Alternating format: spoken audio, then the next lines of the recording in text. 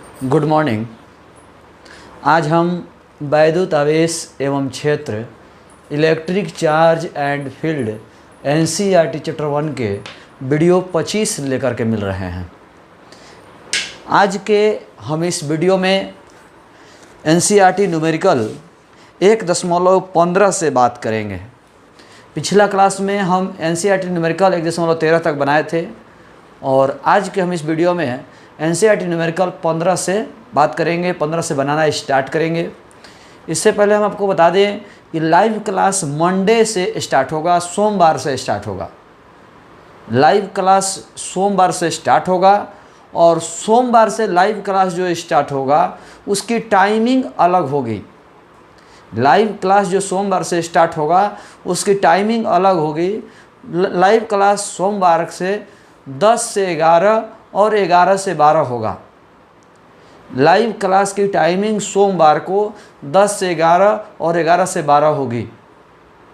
एक बार फिर से आप लोग याद रखें, लाइव क्लास सोमवार को 10 से 11 और 11 से 12 रहेगा, केवल सोमवार के लिए। मंगलवार जब आएगा तो मंगलवार के लाइव क्लास की टाइमिंग कुछ और होगी। मंगलवार को लाइव क्लास कुछ और समय पर हो सकता है, लेकिन सोमवार को याद रखिएगा कि 10 से 11 और 11 से 12 2 घंटा हम लाइव क्लास पढ़ाएंगे। फिर से एक बार बता दें, लाइव क्लास सोमवार से स्टार्ट करेंगे और 2 घंटा लाइव क्लास चलेगा, 10 से 11 और 11 से 12। यही 2 समय रहेगा लाइव क्लास का। सब लोग इस बात को जरूर याद रखिएगा। सोमवार को, मंगलवार से समय अलग होगा। मंगलवार को समय हम चेंज कर सकते हैं। चलिए हम लोग न्यूमेरिकल देखते हैं, ध्यान दीजिएगा। 1.15 नंबर एनसीईआरटी का न्यूमेरिकल कहता है एक समान विद्युत क्षेत्र E बराबर 3 × 10 के पावर 3। चलिए देखते हैं, E बराबर 1.15 नंबर न्यूमेरिकल है। E बराबर 3 × 10 के पावर 3 आई कैप न्यूटन पर कूलम पर विचार कीजिए।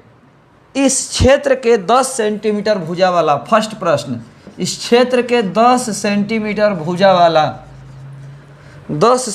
भुजा वाला वर्ग के उस पार्श्व से जिसका तल YZ तल के समानांतर है गुजरने वाला फ्लक्स कितना होगा। तो क्षेत्रफल निकाल लेते हैं, भुजा स्क्वायर।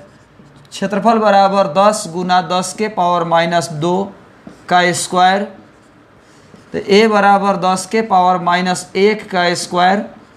जब पावर का पावर हो तो पावर में गुना होता है, तो 10 के पावर -2 आई कैप मीटर स्क्वायर। चलिए पहले हम लोग यहीं तक समझते हैं, उसके बाद बात करेंगे। फ्लक्स का मान निकालना है, पूछ रहा है फ्लक्स कितना होगा। चलिए सबसे पहले हम बात करते हैं विद्युत क्षेत्र के। विद्युत क्षेत्र दिया हुआ है E बराबर 3 × 10 के पावर 3 आई कैप न्यूटन पर कूलम। E बराबर 3 × 10 के पावर 3 आई कैप न्यूटन पर कूलम। बहादुर, E बराबर 3 × 10 के पावर 3 आई कैप न्यूटन पर कूलम जो दिया हुआ है, इसको समझने की कोशिश करें। इसमें आई कैप लगा हुआ है तो आपको पता होगा एक्स अक्ष की ओर दिशा बताने के लिए आई कैप का इस्तेमाल होता है। यानी आई कैप लगा हुआ है, इसका मतलब दिशा बता रहा है एक्स अक्ष की ओर। आई कैप लगा हुआ है, इसका मतलब हुआ कि दिशा बता रहा है एक्स अक्ष की ओर। जे कैप लगा हुआ है, इसका मतलब हुआ कि दिशा बता रहा है वाई अक्ष की ओर। और के कैप लगा हुआ है, इसका मतलब हुआ कि दिशा बता रहा है जेड अक्ष की ओर। आई कैप लगा हुआ है, इसका मतलब हुआ कि एक्स अक्ष की ओर। जे कैप मतलब वाई अक्ष की ओर, के कैप मतलब जेड अक्ष की ओर। तो यहाँ पर विद्युत क्षेत्र में आई कैप लगा हुआ है, इसका मतलब हुआ कि विद्युत क्षेत्र की दिशा होती है आई कैप, एक्स अक्ष की ओर दिया हुआ है। विद्युत क्षेत्र की दिशा है आई कैप, मतलब एक्स अक्ष की ओर विद्युत क्षेत्र की दिशा है। इसके बाद 10 सेंटीमीटर भुजा का वर्ग है तो उसका क्षेत्रफल निकाल लिए, भुजा स्क्वायर। 10 × 10 के पावर -2 का होल स्क्वायर। ये 10 के पावर -2 मीटर बदलने के लिए आया है। 10 के पावर -1 का स्क्वायर। पावर का पावर हो तो पावर में गुना होता है, तो -1 × 2 यानी 10 के पावर -2। इसमें भी हम आई कैप लगा दिए हैं, इसको समझना जरूरी है। इसमें भी हमने आई कैप लगाया है। क्यों लगाया है? क्योंकि इस क्षेत्रफल का जो तल है, इस क्षेत्रफल का जो सतह है, वाई जेड तल के समानांतर है। इस क्षेत्रफल का जो तल है वो वाई जेड तल के समानांतर है। चलिए हम आपको एक एग्जाम्पल समझने की कोशिश करते हैं। ये एक्स अक्ष है, ये एक्स अक्ष है ये वाला, ये वाई अक्ष है और ये जेड अक्ष है। चलिए समझते हैं। ये एक्स अक्ष है, ये वाई अक्ष है और ये जेड अक्ष है। बहादुर, ये एक्स अक्ष, ये वाई अक्ष, ये जेड अक्ष, X Y Z, X Y Z, X Y Z. तो बहादुर एक्स वाई जेड जो दिया हुआ है, तो ये तल जो आप देख रहे हो इसको बनाने के लिए एक्स और वाई शामिल है, इसको कहेंगे एक्स वाई तल। जिसको बनाने में एक्स और वाई शामिल है उसको कहेंगे एक्स वाई तल। यदि इस तल की बात करें, यहाँ जो तल है इसमें वाई और जेड शामिल है तो इसको कहेंगे वाई जेड तल, वाई जेड तल कहेंगे। और इसको बनाने में एक्स और जेड शामिल है तो इसको एक्स जेड तल कहेंगे। इसको बनाने में एक्स और जेड शामिल है तो एक्स जेड तल कहेंगे। इसको बनाने में एक्स और वाई शामिल है तो एक्स वाई तल कहेंगे। और इसको बनाने में वाई और जेड शामिल है तो वाई जेड तल कहेंगे। तीन तल होते हैं, एक्स वाई तल, एक्स जेड तल और वाई जेड तल। इसको बनाने में एक्स और वाई शामिल है तो एक्स वाई तल। इसको बनाने में एक्स और जेड शामिल है एक्स जेड तल। इसको बनाने में वाई और जेड शामिल है वाई जेड तल। अब हम लोग समझना शुरू करते हैं, ध्यान देना शुरू करते हैं कि बहादुर एक्स वाई तल पर लंब है जेड।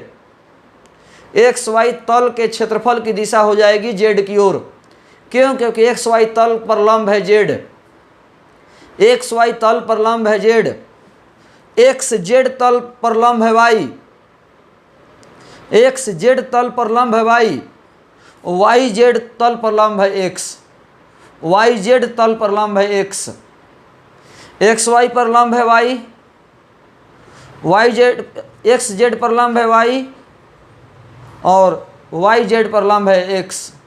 यानी क्षेत्रफल की दिशा सतह के लंबवत होती है तो एक्स वाई तल की दिशा जेड की ओर होगी, वाई जेड तल की लंब की वाई जेड तल की लंब की दिशा एक्स की ओर होगी और एक्स जेड तल की लंब की दिशा वाई की ओर होगी।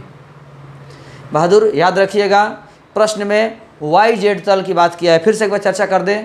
तल तीन है, एक्स वाई तल, वाई जेड तल, एक्स जेड तल। एक्स वाई तल पर लंब है जेड, एक्स जेड तल पर लंब है वाई, वाई जेड तल पर लंब है एक्स। क्षेत्रफल की दिशा सतह के लंबवत होती है, क्षेत्रफल की दिशा सतह के लंबवत होती है। तो क्षेत्रफल की दिशा जब सतह के लंबवत होती है तो हम कह सकते हैं कि एक्स वाई तल की दिशा जेड की ओर होगी, एक्स जेड तल की दिशा वाई की ओर होगी और एक्स वाई जेड की तल की दिशा एक्स की ओर होगी। तो इस प्रश्न में दिया हुआ है कि तल जो है वाई जेड तल के समानांतर है, जो सतह है वाई जेड तल के समानांतर है, इसलिए क्षेत्रफल की दिशा एक्स अक्ष की ओर होगा क्योंकि वाई जेड तल पर लंब एक्स होता है, इसीलिए क्षेत्रफल में आई कैप लगा है।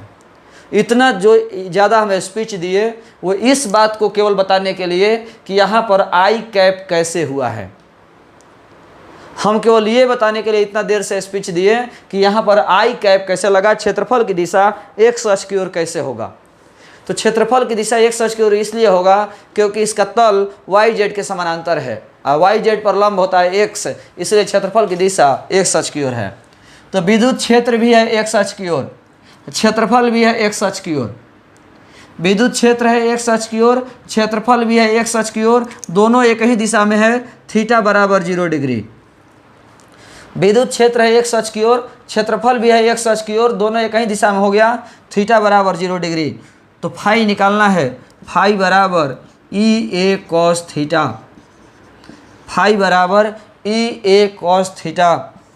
तो फाई बराबर ई का मान दिया हुआ है 3 गुना 10 के पावर 3, ए का मान दिया है 10 के पावर -2 और कॉस थीटा का मान 0 डिग्री। कॉस 0 डिग्री का मान 1 और 3 दहा 30 हो जाएगा, 30 न्यूटन मीटर स्क्वायर पर कूलम। गुना भाग कर लेना है, आंसर आ गया। इसी में बी नंबर प्रश्न क्या कह रहा है, 1.15 का बी क्या कह रहा है, ध्यान दीजिएगा। 15 का बी कह रहा है इस वर्ग से गुजरने वाला फ्लक्स कितना होगा। इस वर्ग से गुजरने वाला फ्लक्स कितना होगा यदि इसका तल का लंब, वर्ड को पढ़िए, तल का लंब, तल का लंब x अक्ष से 60 डिग्री के कोण पर है। तल का लंब, तल का लंब, तल का लंब का मतलब हुआ क्षेत्रफल की दिशा। तल का लंब मतलब क्षेत्रफल की दिशा, क्योंकि क्षेत्रफल की दिशा लंबवत होती है। तो तल का लंब यानी क्षेत्रफल की दिशा x अक्ष से 60 डिग्री की ओर है। क्षेत्रफल की दिशा x अक्ष से 60 डिग्री की ओर है। अब विद्युत क्षेत्र तो है x अक्ष की ओर। क्षेत्रफल की दिशा तल का लंब, तल का लंब मतलब क्षेत्रफल की दिशा, तल का लंब मतलब क्षेत्रफल की दिशा, और क्षेत्रफल की दिशा x अक्ष से 60 डिग्री के कोण पर है। क्षेत्रफल की दिशा x अक्ष से 60 डिग्री के कोण पर है। अब विद्युत क्षेत्र है x अक्ष की ओर, मतलब क्षेत्रफल विद्युत क्षेत्र से 60 डिग्री के कोण पर है। क्षेत्रफल विद्युत क्षेत्र से 60 डिग्री के कोण पर है। क्षेत्रफल विद्युत क्षेत्र से 60 डिग्री के कोण पर है। तो फ्लक्स बताइए कितना होगा। फ्लक्स बराबर E a cos theta, flux बराबर E a cos theta. E का मान 3 गुना 10 के पावर 3, A का मान दिया हुआ है 10 के पावर -2 और cos थीटा का मान 60 डिग्री। गुना भाग कर लीजिएगा, जो आएगा सो आंसर होगा। 1.16 नंबर प्रश्न देखिए, 1.16 नंबर प्रश्न को ध्यान दीजिएगा। 1.16 नंबर प्रश्न समझिएगा। 1.16 प्रश्न कह रहा है, प्रश्न 1.15 के एक समान विद्युत क्षेत्र, प्रश्न 1.15 है 1.15 से ही जुड़ा हुआ है। एक समान विद्युत क्षेत्र का 20 सेंटीमीटर भुजा के किसी घन, 15 नंबर प्रश्न में दिया हुआ था 10 सेंटीमीटर भुजा का वर्ग, 15 नंबर प्रश्न में दिया था 10 सेंटीमीटर भुजा का वर्ग, 15 नंबर प्रश्न में 10 सेंटीमीटर भुजा का वर्ग दिया था, और 16 में 20 सेंटीमीटर भुजा का घन दिया है। 20 सेंटीमीटर भुजा का घन दिया है, तो घन में 6 गो वर्ग होता है। एक घन में 6 गो वर्ग होता है। क्वेश्चन 15 में एक ही वर्ग था, लेकिन क्वेश्चन 16 में 6 वर्ग है। 20 सेंटीमीटर भुजा के 6 वर्ग है। चलिए देखते हैं। तो 1.15 के एक समान विद्युत क्षेत्र का 20 सेंटीमीटर भुजा के किसी घन से जो इस प्रकार अभिविन्यासित है कि उसके फलक निर्देशांक तलों के समानांतर है, कितना नेट फ्लक्स गुजरेगा। चलिए समझते हैं। एक वर्ड आया है विन्यासित, और एक वर्ड होता है अभिविन्यासित। एक वर्ड होता है विन्यासित और एक वर्ड होता है अभिविन्यासित। विन्यासित मतलब सजाना, विन्यासित मतलब सजाना, और अभिविन्यासित का मतलब सही ढंग से सही चीज सजाना, सही जगह पे सही चीज सजाना, सही ढंग से सही चीज सजाना। विन्यासित मतलब सजाना, अभिविन्यासित मतलब सही जगह पे सही चीज सजाना। क्या मतलब, एग्जाम्पल समझिए। बहादुर, जैसे मान लीजिए हमें घर में किताब कॉपी रखना है, किताब कॉपी रखना है, रेख पर ही रखा जाता है, रेख पर हम लोग किताब कॉपी रखते हैं। लेकिन मेरा किताब कॉपी 2 गो मेरे घर में रेख पर रखा हुआ है, 2 गो भैया के रूम में रखा हुआ है, 2 गो मम्मी के रूम में रखा हुआ है, सब रेखे पर रखा हुआ है, लेकिन गलत तरीके से रखा हुआ है। मेरा किताब कॉपी एक रूम में होना चाहिए था। इसलिए यदि मेरा सब किताब 2 किताब भैया के रूम में, 2 किताब मम्मी के रूम में, 2 किताब सिस्टर के रूम में, 2 किताब मेरे रूम में है, तो इसको कहेंगे कि विन्यासित है। लेकिन यदि मेरा किताब सब मेरे ही रूम में है, मेरे ही रेख पर रखा हुआ है, तो अभिविन्यासित है। इसको एक और एग्जाम्पल समझिए। हम घर में फ्रिज खरीद के लाए, घर में फ्रिज खरीद के लाए और ला करके सजा दिए, बोर्ड में लाइन दे दिए, सजा दिए। कहाँ पर? बाथरूम में। फ्रिज को हमने बाथरूम में सजा दिया, तो बहादुर ये विन्यासित हुआ, अभिविन्यासित नहीं हुआ, क्योंकि फ्रिज का जगह बाथरूम में नहीं होता है। आपने सजाया, अच्छी बात है, लेकिन सही जगह पे नहीं सजाया। फ्रिज का जगह किचन में होता है। फ्रिज का जगह किचन के अगल बगल होता है। यदि फ्रिज बेडरूम में लगा दिए, फ्रिज बाथरूम में लगा दिए, तो इसका मतलब है कि वो विन्यासित है, अभिविन्यासित नहीं है। कुल मिलाकर हम ये कहना चाह रहे हैं कि अभिविन्यासित मतलब जो जैसे होना चाहिए वैसा ही हो। हम लोग जनरली कभी कभी रूम में जाते हैं, घर में जाते हैं, तो कहते हैं कि जे चौकिया है जैसे हेने रहित और टेबुलवा हेने हो जाए तो सही रहे। होता है ऐसा, हम लोग सब सफाई करते हैं जब, तो ज़रूर चौकी कुर्सी एक जगह से जगह चेंज करके देखते हैं कि ना हौजे रहे न तो ज़्यादा अच्छा लगता रहे। कभी कभी यदि सामान कोई चीज़ एडजस्ट करता है, बक्सा हो, गोदरेज हो, कुछ इस एडजस्ट करता है, तो आदमी देखिएगा कहता है, जब ठेल रहा है आदमी कहता है कभी कभी अचानक कि हाँ अब रहे तो बिल्कुल ठीक बा, बिल्कुल ठीक बा, तो अब मत हिला बोलो, बिल्कुल सही हो गया बा, मतलब सही जगह पे फिट हो गया है। सही जगह पे फिट हो गया है मतलब अभिविन्यासित है। अब हम बात करते हैं यहाँ पर कि प्रश्न में दिया हुआ है कि ये जो घन है, ये घन है, ये अभिविन्यासित है। अभिविन्यासित है इसका मतलब हुआ कि इसका सब तल, जैसे हम बात कर रहे थे कि ये इसका सब तल, ये एक्स तल,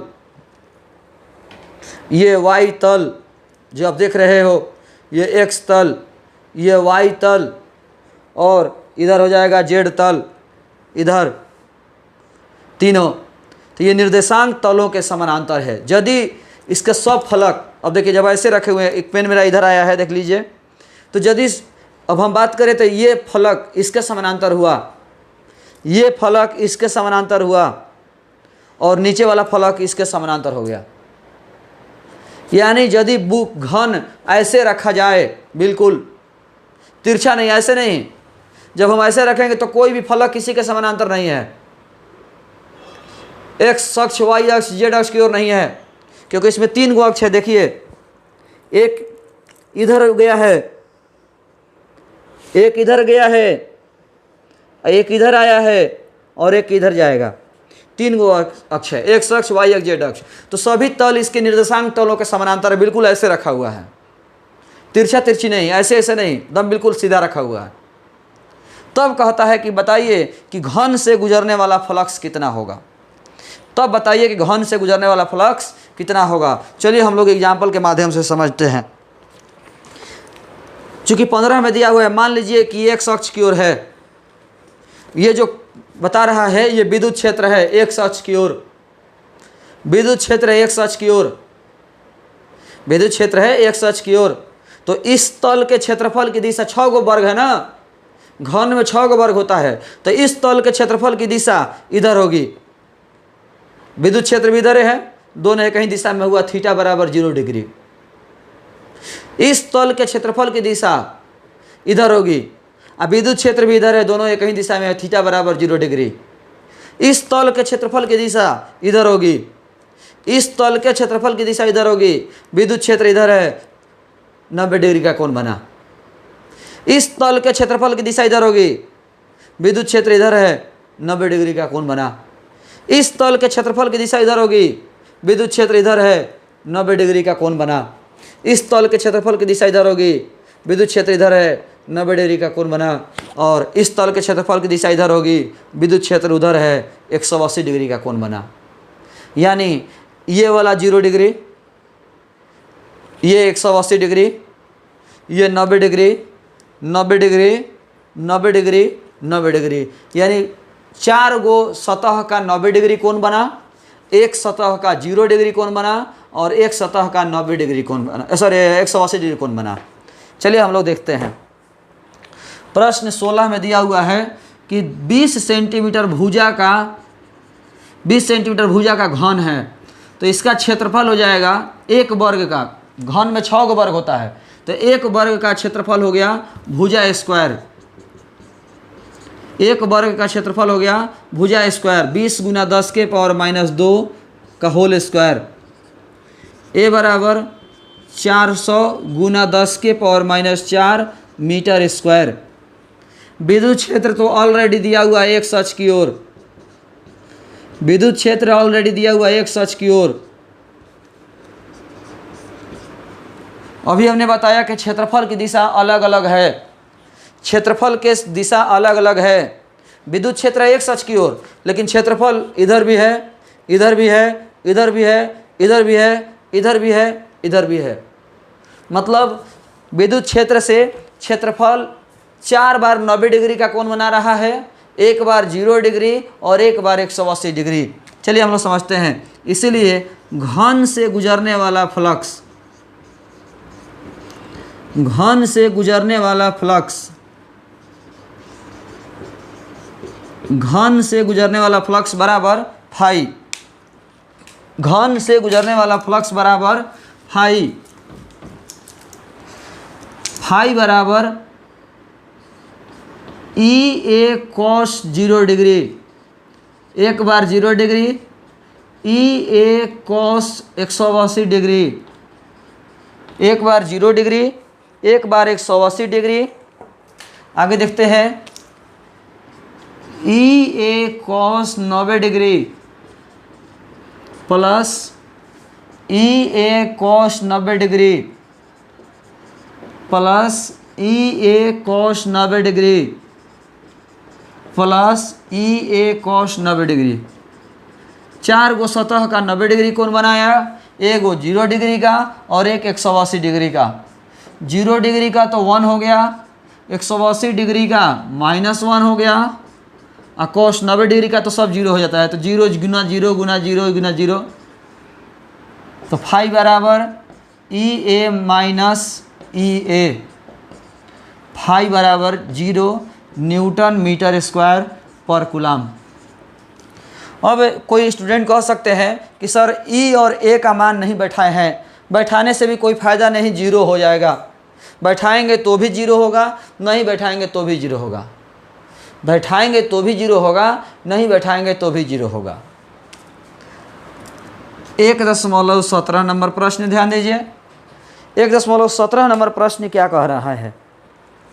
1.17 नंबर प्रश्न है, किसी काले बॉक्स के पृष्ठ पर, ये सब एनसीईआरटी लिखता है, किसी काला हो चाहे नीला हो चाहे पीला हो हरा हो, क्या फ़र्क पड़ता है, किसी काले बॉक्स के पृष्ठ पर विद्युत क्षेत्र की सावधानी पूर्वक ली गई माप यह संकेत देती है कि बॉक्स के पृष्ठ से गुजरने वाला नेट फ्लक्स, नेट अंग्रेजी वर्ड है, नेट माने कुल, net flux 8 × 10⁻³ newton metre square पर कूलम है।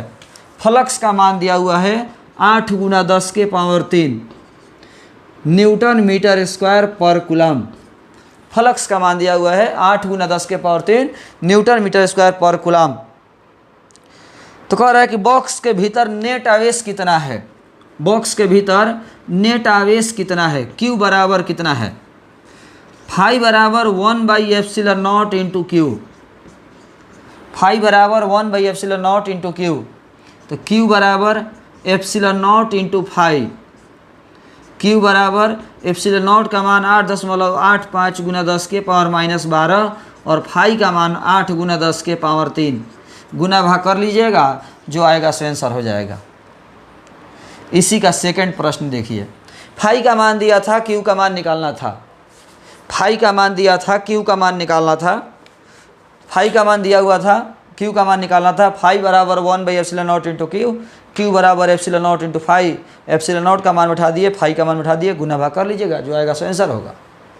इसी में सेकंड नंबर प्रश्न क्या कहता है, 17 के सेकंड नंबर प्रश्न कहता है, यदि बॉक्स के पृष्ठ से यानी बॉक्स के सतह से नेट बहिमुखी फ्लक्स, बॉक्स के सतह से नेट बहिमुखी फ्लक्स, बहिमुखी माने बाहर की ओर, बहिमुखी मतलब बाहर की ओर, यदि बॉक्स के पृष्ठ से नेट बहिमुखी फ्लक्स 0 है, बाहर की ओर गुजरने वाला फ्लक्स 0 है, बाहर की ओर गुजरने वाला फ्लक्स 0 है। याद होगा आपको बताए थे कि यदि फ्लक्स धनात्मक हो तो बाहर की ओर गुजरेगा, बाहर की ओर निकलेगा, उसकी दिशा बाहर की ओर होगी। जब फ्लक्स बाहर की ओर निकलता है तो फ्लक्स धनात्मक होता है, और फ्लक्स धनात्मक होगा तब ही जब आवेश धनात्मक होगा, यानी जब आवेश धनात्मक होगा तो फ्लक्स बाहर की ओर निकलेगा, जब आवेश धनात्मक होगा तो फ्लक्स बाहर की ओर निकलेगा। और यहाँ पर दिया हुआ है कि फ्लक्स बाहर की ओर निकल रहा है, इसका मतलब हुआ कि आवेश धनात्मक है। यहाँ पर दिया हुआ है कि फ्लक्स बाहर की ओर निकल रहा है, मतलब आवेश धनात्मक है, लेकिन बाहर की ओर निकलने वाला फ्लक्स 0 है, मतलब धनात्मक आवेश 0 है। यहाँ पर दिया हुआ है कि बाहर की ओर फ्लक्स निकल रहा है, तो फ्लक्स जब बाहर की ओर निकल रहा है इसका मतलब आवेश धनात्मक है। अब बाहर को निकलने वाला फ्लक्स जीरो है, मतलब धनात्मक आवेश जीरो है। बाहर की ओर निकलने वाला फ्लक्स जीरो है तो इसका मतलब हुआ कि धनात्मक आवेश जीरो है। तो कह रहा है कि क्या आप यह निष्कर्ष निकालेंगे कि बॉक्स के भीतर कोई आवेश नहीं है? क्यों निकालेंगे अथवा क्यों नहीं निकालेंगे? तो बहादुर, हम जब दिया हुआ है कि बाहर की ओर निकलने वाला फ्लक्स जीरो है, बाहर की ओर निकलने वाला फ्लक्स जीरो है, तो इससे एक बात तो पता चल जाता है कि बॉक्स के अंदर धनात्मक आवेश जीरो है। ये जब दिया हुआ है कि बॉक्स से बाहर निकलने वाला फ्लक्स शून्य है, तो इसका यह मतलब हुआ कि बॉक्स के अंदर धनात्मक आवेश शून्य है। लेकिन ये कहाँ पता चलता है कि उसके अंदर ऋण आवेश कितना है? ये तो पता ही नहीं चलता कि ऋण आवेश कितना है। ऋण आवेश शून्य हो भी सकता है, नहीं भी हो सकता है। यानी बंद सतह के अंदर आवेश हो भी सकता है, नहीं भी हो सकता है। फाइनली हम आंसर 1.17 के बी का आंसर बोलेंगे कि चूंकि प्रश्न में पृष्ठ से बाहर की ओर गुजरने वाला फ्लक्स शून्य है, इससे यह स्पष्ट होता है कि पृष्ठ के अंदर कुल धनात्मक आवेश का मान शून्य है। लेकिन पृष्ठ के अंदर ऋण आवेश का मान कितना है यह स्पष्ट नहीं है। अतः पृष्ठ के अंदर ऋण आवेश का मान शून्य हो भी सकता है, नहीं भी हो सकता है। हम चाहेंगे कि ये सब प्रश्न आप लोग ध्यान दें। इसमें कहीं भी पूछना हो, कहीं प्रॉब्लम हो, नहीं समझ में आया हो, आप बेझिझक पूछिए, बेझिझक बोलिए। जहाँ भी कहीं दिक्कत हो, कहीं भी प्रॉब्लम हो, आप बेझिझक सवाल कर सकते हैं। किन्हीं को कहीं प्रॉब्लम हो, आप बेझिझक सवाल कर सकते हैं। देख करके फिर से उतार लीजिएगा। अब हम अगले प्रश्न की बात करेंगे। अभी हम 1.18 नंबर प्रश्न की चर्चा करेंगे। 1.18 नंबर प्रश्न में थोड़ा सा ध्यान देना है, थोड़ा सा दिमाग लगाना है। 1.18 नंबर प्रश्न क्या कह रहा है, ध्यान दीजिएगा। 1.18 नंबर प्रश्न में थोड़ा सा कॉन्सेप्ट शामिल है। दिया हुआ है कि चित्र 1.34 में, चित्र 1.34 में ध्यान दीजिएगा। चित्र 1.34 में 10 सेंटीमीटर भुजा का कोई वर्ग है। 1.34 में 10 सेंटीमीटर भुजा का कोई वर्ग है। चित्र दिया हुआ है क्वेश्चन में नीचे, और दिया हुआ है कि 10 सेंटीमीटर भुजा का कोई वर्ग है। तो 10 सेंटीमीटर भुजा के वर्ग दिया हुआ है। तो 10 सेंटीमीटर भुजा के वर्ग के केंद्र से, 10 सेंटीमीटर भुजा के वर्ग के केंद्र से, मान लीजिए यही हमारा वर्ग हुआ, तो इसके केंद्र से 5 सेंटीमीटर दूर, 5 सेंटीमीटर ऊंचाई पर इस 10 सेंटीमीटर भुजा का कोई वर्ग है मान लीजिए, तो इसके 5 सेंटीमीटर ऊंचाई पर कोई आवेश रखा हुआ है 10 माइक्रोकूलाम। फिर से एक बार, ये 10 सेंटीमीटर भुजा का कोई वर्ग है। इस वर्ग के केंद्र से 5 सेंटीमीटर की ऊंचाई पर आवेश रखा हुआ है 10 माइक्रोकूलाम। तो कह रहा है कि बताइए इस वर्ग से गुजरने वाला फ्लक्स कितना है। बताइए कि इस वर्ग से गुजरने वाला फ्लक्स कितना है। 10 सेंटीमीटर भुजा का कोई वर्ग है, 10 सेंटीमीटर भुजा का कोई वर्ग है, उसके केंद्र से 5 सेंटीमीटर की ऊंचाई पर कोई आवेश रखा हुआ है। तो कह रहा है कि बताइए कि इस वर्ग से गुजरने वाला फ्लक्स कितना है। तो बहादुर हमने मान लिया 5 को वर्ग, और ये एक वर्ग दिया हुआ है, हम 5 को वर्ग और ले लिए, और पांचों वर्ग को एक इधर, एक इधर, एक इधर, एक इधर और एक इधर लगा दिए। पूरा बॉक्स बन जाएगा, एक डिब्बा बन जाएगा, घन बन जाएगा। फिर से एक बार, 10 सेंटीमीटर भुजा का कोई वर्ग दिया है, इसके केंद्र से 5 सेंटीमीटर की ऊंचाई पर कोई आवेश रखा हुआ है, 5 सेंटीमीटर की ऊंचाई पर कोई आवेश रखा हुआ है। तो बहादुर इस वर्ग से गुजरने वाला फ्लक्स कितना है। तो हमने क्या किया, 5 को वर्ग और माना अपने से। 5 वर्ग मान करके पांचों वर्ग, वो यहाँ, एक यहाँ, 2, 3, 4 और 5 बंद हो गया, डब्बा बंद हो गया। तो 10 सेंटीमीटर भुजा का जब वर्ग हम बनाए रखे 5 को, तो जो आवेश रखा हुआ था वो 5 सेंटीमीटर की दूरी पर रखा हुआ था। यहाँ से 5 सेंटीमीटर दूरी पर था, केंद्र से 5 सेंटीमीटर की दूरी पर था। तो जब 10 सेंटीमीटर भुजा का वर्ग रखेंगे, 10 सेंटीमीटर भुजा का वर्ग रखेंगे, तो जो आवेश है वो बंद सतह के अंदर आ जाएगा, वो बॉक्स के अंदर आ जाएगा, क्योंकि वो 5 सेंटीमीटर दूरी पर है। और जो वर्ग है वो 10 सेंटीमीटर भुजा का है, जो वर्ग है वो 10 सेंटीमीटर भुजा का है, और आवेश रखा हुआ है 5 सेंटीमीटर दूरी पर। इसका मतलब हुआ कि आवेश जो है वो पृष्ठ के अंदर है, बंद सतह के अंदर है। चलिए ध्यान देते हैं। माना 10 सेंटीमीटर भुजा का कोई 10 सेंटीमीटर भुजा का कोई घन है, 10 सेंटीमीटर भुजा का कोई घन है। प्रश्न में दिया था वर्गे है, लेकिन हम 5 को वर्ग मान करके एक घन की कल्पना कर लिए, 5 वर्ग मान करके एक घन की कल्पना कर लिए। अतः दिया गया आवेश,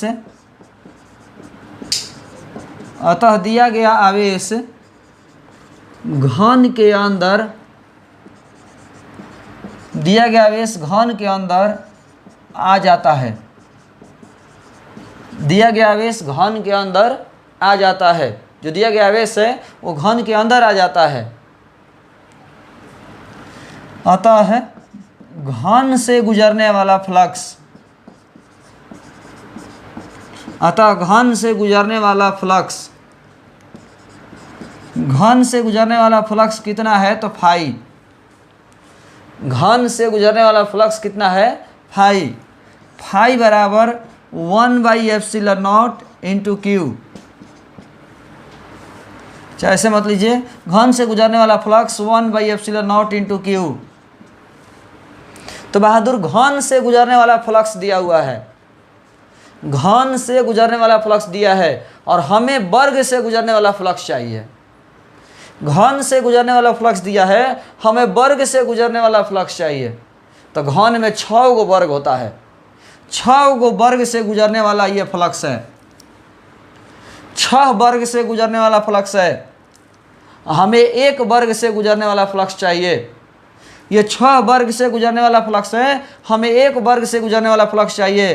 तो हम क्या करेंगे? 6 से भाग दे देंगे। इसीलिए वर्ग से गुजरने वाला फ्लक्स, वर्ग से गुजरने वाला फ्लक्स बराबर फाई। फाई बराबर 1/ε0 इंटू क्यू। फाई बराबर 1/ε0 इंटू क्यू।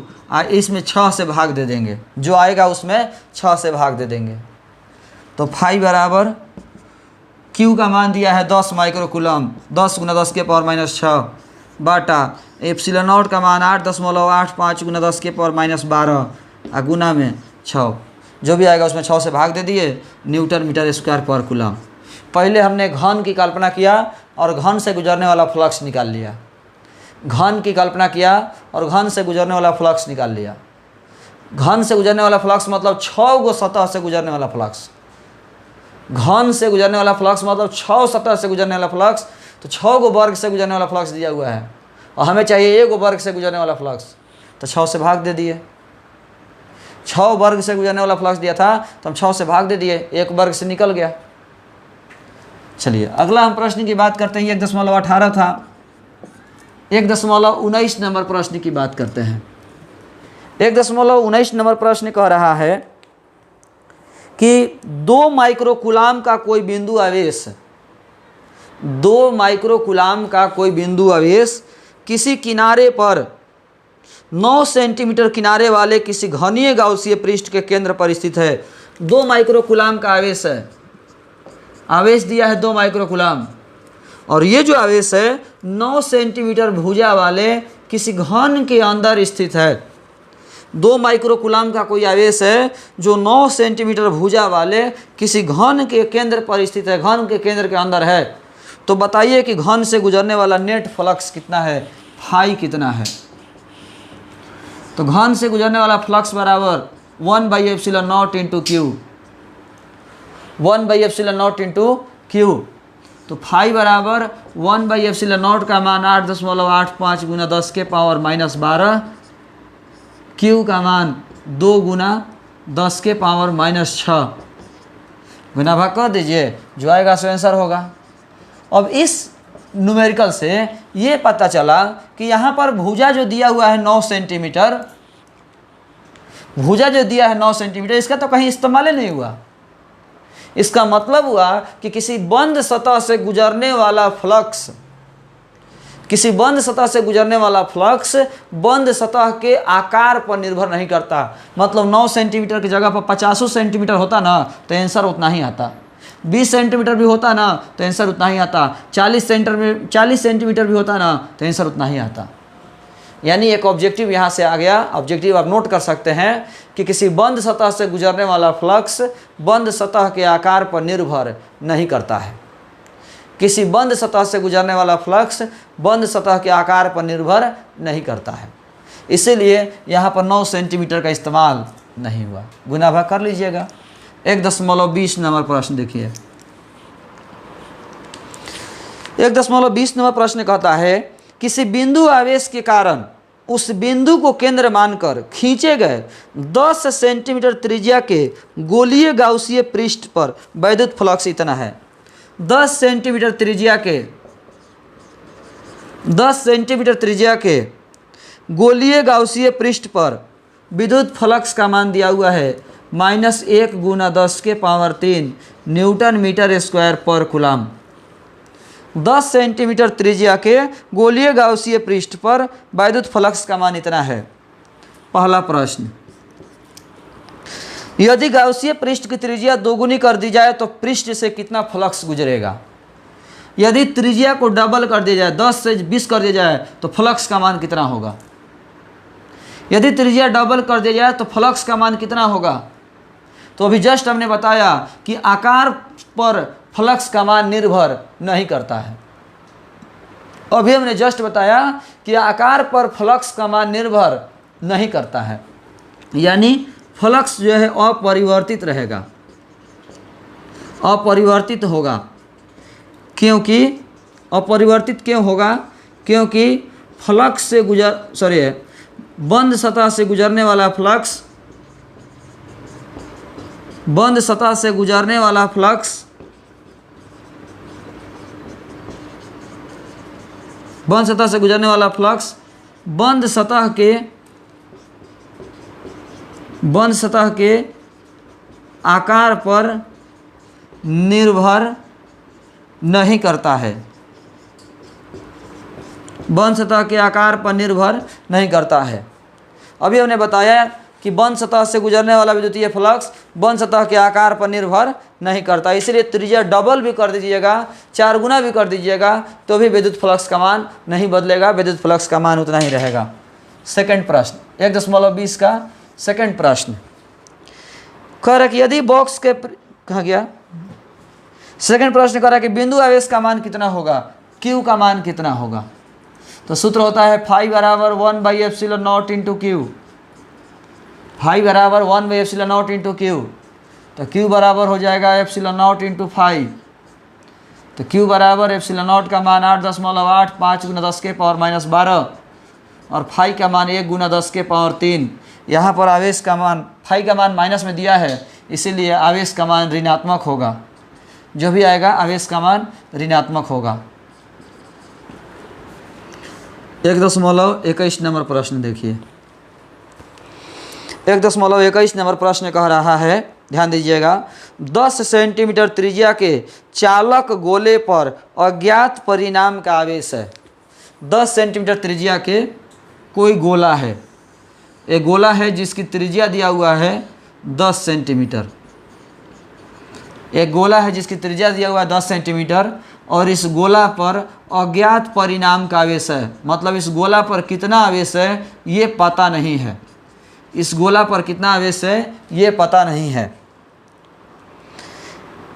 यदि गोले के केंद्र से 20 सेंटीमीटर दूरी पर, गोले के केंद्र से 20 सेंटीमीटर दूरी पर कोई बिंदु P है जहां विद्युत क्षेत्र दिया हुआ है, गोले के केंद्र से 20 सेंटीमीटर दूरी पर कोई बिंदु P है जहां विद्युत क्षेत्र दिया हुआ है, तो कह रहा है कि गोले पर नेट आवेश कितना है। आप ध्यान दीजिएगा, त्रिज्या दिया हुआ है 10 सेंटीमीटर, गोले के केंद्र से दूरी दिया हुआ है 20 सेंटीमीटर, विद्युत तीव्रता का मान दिया है 1.5 × 10⁻³ न्यूटन पर कूलम। 1.5 × 10⁻³ न्यूटन पर कूलाम। लेकिन ध्यान रहे कि अंदर की ओर दिया हुआ है, अंतर्मुखी। विद्युत तीव्रता अंदर की ओर है, मतलब आकर्षण है, खींचेगा। तो विद्युत तीव्रता अंदर की ओर खींचेगा कब? जब आवेश का मान ऋणात्मक हो तब। आवेश ऋणात्मक हो तो विद्युत क्षेत्र की दिशा आकर्षण होती है, आवेश धनात्मक हो तो विद्युत क्षेत्र की दिशा विकर्षण होती है। सूत्र होता है E बराबर 1/4πε0 इंटू Q/r²। E का मान दिया है, R का मान दिया है, Q का मान निकालना है। ये सूत्र गॉस प्रमेय का अनुप्रयोग नंबर 1, गॉस प्रमेय का अनुप्रयोग नंबर 1 से हमने बनाया। 10 सेंटीमीटर त्रिज्या का कोई गोला दिया था और केंद्र से 20 सेंटीमीटर दूरी पर कोई बिंदु दिया था जहां पर विद्युत क्षेत्र दिया हुआ है। केंद्र से 20 सेंटीमीटर दूरी पर कोई बिंदु P है जहां विद्युत क्षेत्र दिया हुआ है। तो विद्युत क्षेत्र इतना दिया हुआ है, त्रिज्या दिया हुआ है E बराबर 1/4πε0 Q/r²। E का मान दिया है, R का मान दिया है, Q का मान निकालना है, गुना भाग कर लीजिएगा, आएगा जो आंसर होगा। इस प्रकार बोर्ड पर आप देख सकते हैं 1.18, 1.19, 1.20 और 1.21 नंबर प्रश्न बना दिया हमने। जिनको भी कहीं पूछना होगा, कहीं प्रॉब्लम होगा, कहीं कन्फ्यूजन होगा, आप बेझिझक सवाल कर सकते हैं। इसको उतारने के लिए आप स्क्रीनशॉट भी ले सकते हैं, पुश भी करके उतार सकते हैं। ऐसे हम नोट्स भेज भी दिए हैं ग्रुप में, जो आपका मन करे जैसे उतारना उतार लीजिएगा। इसके आगे हम 1.22 देखते हैं, ध्यान दीजिएगा। अभी हम 1.22 नंबर प्रश्न की बात कर रहे हैं, ध्यान दीजिएगा। दिया हुआ है 1.22 में 2.4 मीटर व्यास दिया है 2.4 मीटर, तो त्रिज्या हो जाएगा 1.2 मीटर। 2.4 मीटर व्यास के किसी एक समान आवेशित चालक गोले का पृष्ठीय आवेश घनत्व, पृष्ठीय आवेश घनत्व मतलब सिग्मा, पृष्ठीय आवेश घनत्व मतलब सिग्मा दिया हुआ है माइक्रो कूलाम प्रति मीटर स्क्वायर।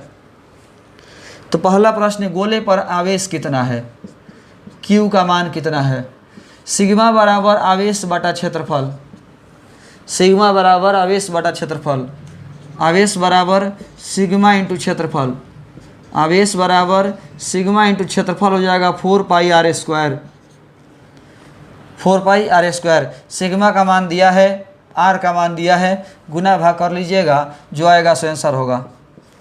सेकंड प्रश्न, गोले के पृष्ठ से निर्गत कुल वैद्युत फ्लक्स क्या होगा, कुल फ्लक्स कितना होगा, फाई बराबर 1/ε0 इंटू Q, फाई बराबर 1/ε0 इंटू Q। Q का मान यहाँ से जो सॉल्व करेंगे तो आएगा, वही Q का मान यहाँ रख देंगे। Q का मान जो यहाँ सॉल्व करेंगे, सिग्मा का मान दिया हुआ है, R का मान दिया हुआ है, रख करके जो सॉल्व करेंगे, जो भी Q का मान आएगा वो यहाँ रखेंगे तो फाई का मान निकल जाएगा। जो भी Q का मान आएगा वो यहाँ रखेंगे तो फाई का मान निकल जाएगा। आप मान रख करके निकाल सकते हो। 1.23 नंबर प्रश्न देखिए।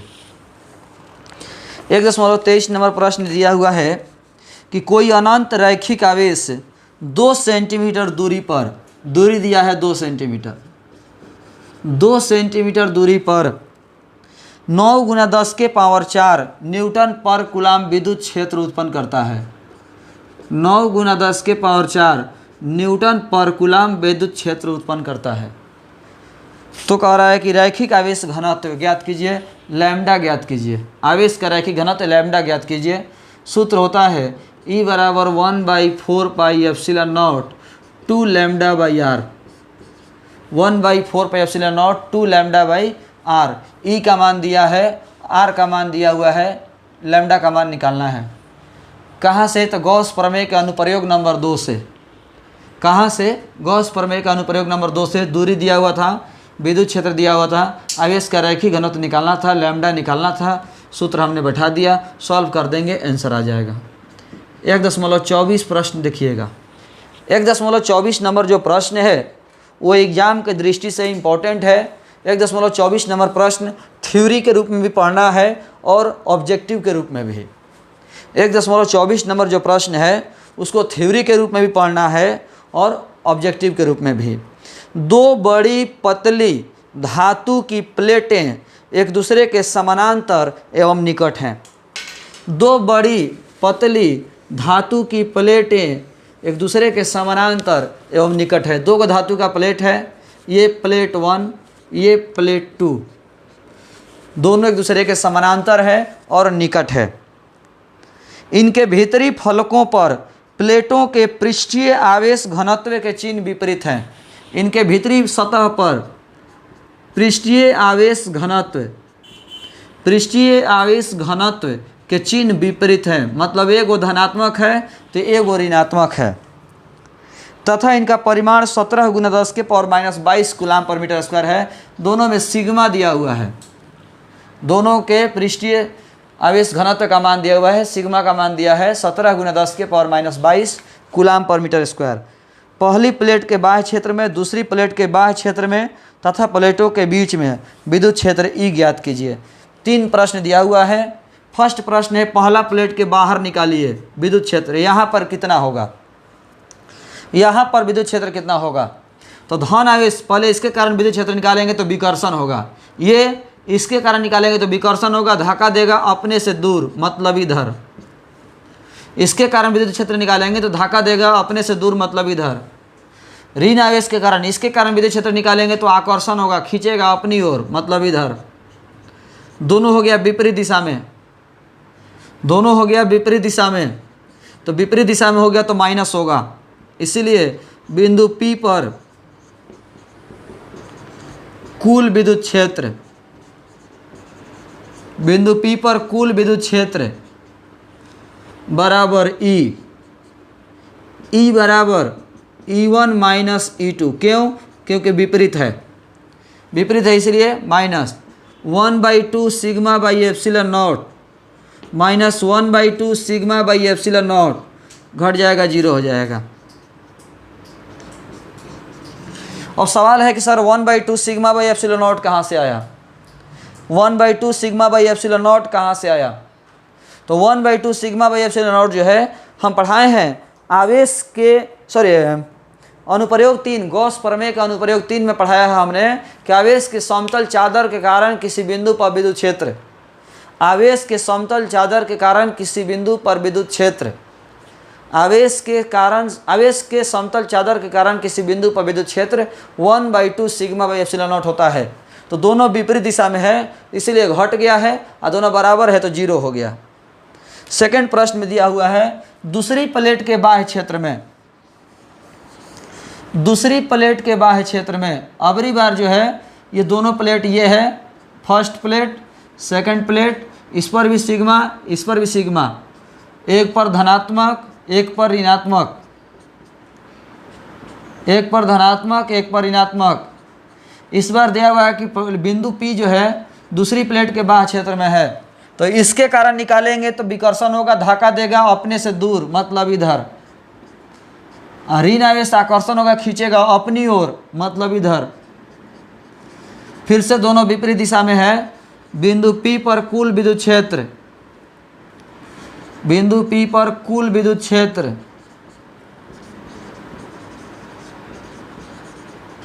बिंदु P पर कुल विद्युत क्षेत्र बराबर E बराबर विपरीत दिशा में है तो माइनस होगा, E1 माइनस E2। E बराबर 1/2 sigma by epsilon not minus 1/2 sigma by epsilon not, दोनों का घट गया, E बराबर 0 न्यूटन पर कूलम। थर्ड केस है, दोनों प्लेटों के बीच में, first plate second plate, sigma sigma, इस पर धनात्मक आवेश दिया हुआ है, इधर ऋणात्मक आवेश दिया हुआ है, एक पर धनात्मक एक पर ऋणात्मक। इस बार दोनों प्लेटों के बीच में है, बिंदु P दोनों प्लेटों के बीच में है, तो धनात्मक आवेश के कारण निकालेंगे तो विकर्षण, ऋणात्मक आवेश के कारण निकालेंगे तो आकर्षण, खींचेगा अपनी ओर। दोनों एक ही दिशा में हो गया। माना बिंदु P पर कुल विद्युत क्षेत्र, बिंदु P पर कुल विद्युत क्षेत्र बराबर E बराबर E1 प्लस E2। E बराबर E1 प्लस E2, दोनों एक ही दिशा में है। धन आवेश के कारण निकालेंगे तो विकर्षण धक्का देगा अपने से दूर, और ऋण आवेश के कारण निकालेंगे तो आकर्षण होगा, खींचेगा अपनी ओर। दोनों एक ही दिशा में हो गया, इसलिए प्लस।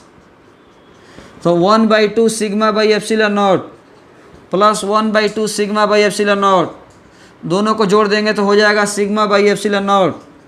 सिग्मा का मान दिया है 17 गुना 10 के पावर माइनस 22, सिग्मा का मान 17 गुना 10 के पावर माइनस 22, एप्सिलॉन नॉट का मान 8.85 गुना 10 के पावर माइनस 12, गुना भाग कर लीजिएगा, सॉल्व करके जो आएगा सो आंसर होगा। ये आपको जरूर याद रखिएगा कि धन आवेश के कारण विद्युत क्षेत्र की दिशा विकर्षण, यानी धन आवेश के कारण अपने से दूर होगा और ऋण आवेश के कारण अपनी ओर होगा। प्रश्न हो सकता है कि दोनों पर धन आवेश दे के प्रश्न पूछ दे। इस प्रश्न में तो एगो प्लेट पर धन है, एगो पर माइनस है, लेकिन हो सकता है कि दोनों पर प्लस दे दे, हो सकता है दोनों पर माइनस दे दे और प्रश्न पूछ सकता है। इसीलिए कंसेप्ट समझिएगा। दोनों प्लेटों पर धन आवेश भी दे के पूछ सकता है, दोनों प्लेटों पर ऋण आवेश दे करके भी पूछ सकता है। इसीलिए कहीं भी प्रॉब्लम हो समझने की कोशिश कीजिएगा, और यदि कहीं सवाल हो तो आप बेझिझक सवाल कर सकते हैं, बेझिझक सवाल पूछ सकते हैं। कहीं भी किन्हीं को प्रॉब्लम हो आप सवाल कर सकते हैं, सवाल पूछ सकते हैं। ये जरूर याद रखिएगा। हमें NCERT का मेरा क्वेश्चन समाप्त हुआ। अब अगला 2-3 वीडियो जो है एक्स्ट्रा न्यूमेरिकल का वीडियो बनाकर डालेंगे हम। इसके बाद जो वीडियो डालेंगे वो NCERT के न्यूमेरिकल नहीं होंगे, एक्स्ट्रा न्यूमेरिकल के वीडियो होंगे, एक्स्ट्रा न्यूमेरिकल के वीडियो। तो पहले हम कल के वीडियो में एक सेट बनवा देंगे, कल के वीडियो में एक सेट बनवाएंगे और 1-2 एक्स्ट्रा न्यूमेरिकल बनवाएंगे। नेक्स्ट वीडियो में एक सेट और एक 2-4 गो न्यूमेरिकल बनवा देंगे हम। लाइव क्लास सोमवार को चलेगा 10 से 11 और 11 से 12। लाइव क्लास सोमवार को चलेगा 10 से 11 और 11 से 12। सोमवार के लिए समय है 10 से 11 और 11 से 12। तो आज के इस वीडियो में इतना ही। धन्यवाद।